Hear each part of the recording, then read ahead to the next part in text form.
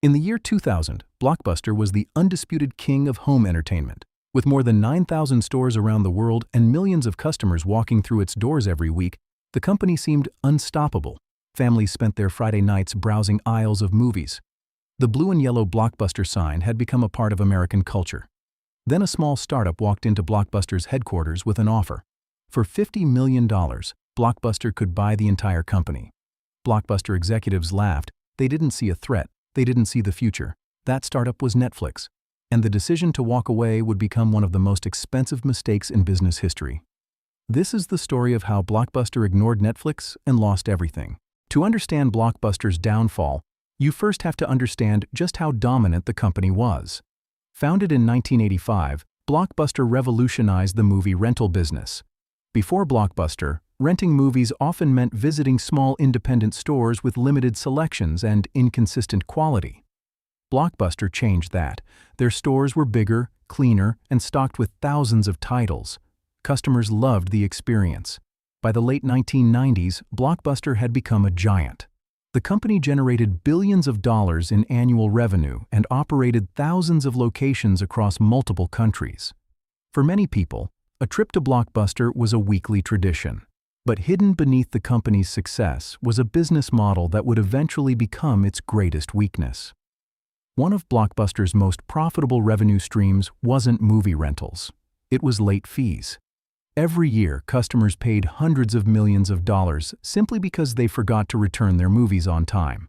The fees were frustrating for customers, but for Blockbuster, they were incredibly profitable. And that's where the problem began. Because while Blockbuster was focused on protecting its existing business, someone else was building the future. In 1997, two entrepreneurs named Reed Hastings and Mark Randolph launched a company called Netflix. Their idea was simple. Instead of forcing customers to drive to a store, browse shelves, and return movies a few days later, Netflix would mail DVDs directly to customers' homes. At first, the concept seemed strange. Internet shopping was still new. DVDs themselves were relatively new, and many people believed customers would always prefer physical stores. But Netflix offered something Blockbuster couldn't: convenience. Customers could order movies online, receive them in the mail, and return them when they were finished. Then Netflix introduced a subscription model. For a monthly fee, customers could rent movies without worrying about due dates or late fees. It solved one of the biggest frustrations in the industry. Customers loved it. Blockbuster ignored it. To Blockbuster executives, Netflix looked like a niche company serving a small audience. What they didn't realize was that Netflix wasn't competing against Blockbuster's stores. It was competing against inconvenience itself. By the year 2000, Netflix was still a small company. While the business was growing, it wasn't yet profitable. The dot-com bubble was beginning to collapse, investors were becoming cautious, and Netflix needed a way to survive. That's when Reed Hastings and his team approached Blockbuster. The proposal was simple: buy Netflix. According to multiple accounts from those involved, Netflix was willing to sell for around $50 million. Today, that number sounds almost unbelievable. But at the time, Netflix was far from the streaming giant we know today. It was a small DVD by-mail company trying to find its place in the market. Blockbuster executives weren't interested. From their perspective, the decision made sense. Why would the dominant leader buy a struggling startup? Blockbuster had thousands of stores, millions of customers, a powerful brand. Netflix looked insignificant. The meeting ended. Blockbuster walked away. And one of the most expensive missed opportunities in business history was set in motion.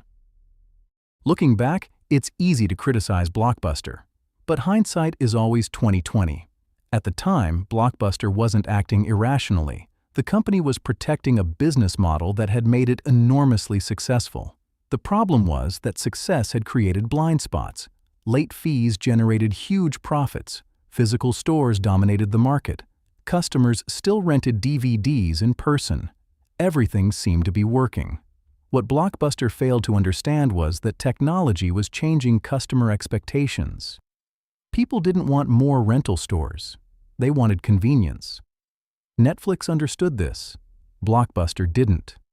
The company's leaders viewed Netflix as a small competitor. They never imagined it could completely change how people consumed entertainment. And that's a mistake many successful companies make. They assume the future will look like the present. While Blockbuster focused on protecting its existing business, Netflix focused on improving the customer experience. Its subscription model continued gaining popularity. Customers no longer worried about due dates. They no longer worried about late fees. And they no longer needed to drive to a store. Every improvement made Netflix more attractive. Every improvement made Blockbuster look less convenient. Then something even bigger happened. Internet speeds began improving. Broadband connections became more common. Technology was moving toward a future where physical DVDs might no longer be necessary.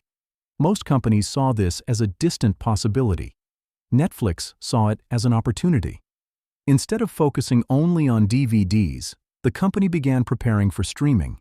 It was a risky decision, but it would ultimately change everything. By the late 2000s, the gap between Netflix and Blockbuster had become impossible to ignore. Streaming was gaining momentum, consumer habits were changing, and Blockbuster was struggling under massive debt. The company attempted to launch its own online rental service. It tried to compete with Netflix, but it was already behind. Netflix had spent years building technology, refining its business model, and earning customer loyalty. Blockbuster was playing catch-up. Store traffic declined. Locations began closing. Losses mounted. Then, in 2010, the unthinkable happened. Blockbuster filed for bankruptcy. The company that once dominated home entertainment had collapsed. Thousands of stores disappeared. Employees lost jobs, and a brand that once seemed untouchable became a case study in business schools around the world. Meanwhile, Netflix continued growing. The company expanded into streaming, then original content, then global distribution. The startup Blockbuster, once dismissed, became one of the most influential entertainment companies in history. The story of Blockbuster isn't really about DVDs, and it isn't really about Netflix. It's about change. More specifically, it's about what happens when successful companies stop adapting. Blockbuster wasn't destroyed overnight. It wasn't defeated because it lacked resources. It wasn't defeated because it lacked customers. It was defeated because it underestimated how quickly the world could change. Netflix saw a future built around convenience, technology, and innovation. Blockbuster saw a future that looked very much like the present. One company prepared for what was coming. The other assumed its success would continue. Looking back, the outcome seems obvious. But hindsight is always 20/20. The real lesson is that market leaders rarely fail because they're weak. They fail because they believe they're too strong to be replaced.